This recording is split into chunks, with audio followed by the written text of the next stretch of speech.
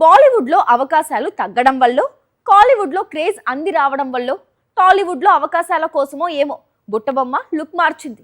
ఇంకేముంది, సోషల్ మీడియాలో Pooja Hegde new look hot topic గా మారిపోయింది. ఇంతకీ మోనికా సడన్ గా లుక్ ఎందుకు మార్చింది? మొన్నటి బాలీవుడ్ హిందీ చిత్రం కూడా పెద్దగా కలిసి రాకపోవడంతో హిందీ ఇండస్ట్రీ వరకు పూజకు డోర్స్ క్లోజ్ అయినట్టే. ఈ దశలో బుట్టబొమ్మ హోప్స్ అన్ని సౌత్ పైనే ఉన్నాయి. ముఖ్యంగా కాంచనా 4, తెలుగులో దుల్కర్ సరసన నటిస్తున్న కొత్త చిత్రాలపై చాలా ఆశలే పెట్టుకుంది పూజా హెగ్డే. కాంచనా 4 తో దుల్కర్ కొత్త చిత్రంతో పూజా హెగ్డేకు బ్రేక్ వస్తుందో లేదో తెలియదు. కానీ అల్లు అర్జున్ కొత్త చిత్రంతో మాత్రం మంచి రోజులు వస్తాయి. లోకేష్ కనగరాజ్ తెరకెక్కిస్తున్న కొత్త చిత్రంలో అల్లు అర్జున్ కు జోడీగా నటించబోతోందట పూజా హెగ్డే. అందుకే లుక్ మార్చింది. షార్ట్ హెయిర్ కు మారిందని బాగా టాక్ వినిపిస్తోంది. కెరియర్ బిగినింగ్ లో దువ్వాడ జగన్నాథంతో, ఆ తర్వాత అలా వైకుంఠపురం లాంటి ఇండస్ట్రీ హిట్ తో పూజా కెరియర్ కు బిగ్ బ్రేక్స్ ఇచ్చాడు ఐకాన్ స్టార్. ఇప్పుడు ముచ్చటగా మూడోసారి సేమ్ సెంటిమెంట్ రిపీట్ అవుతుందా?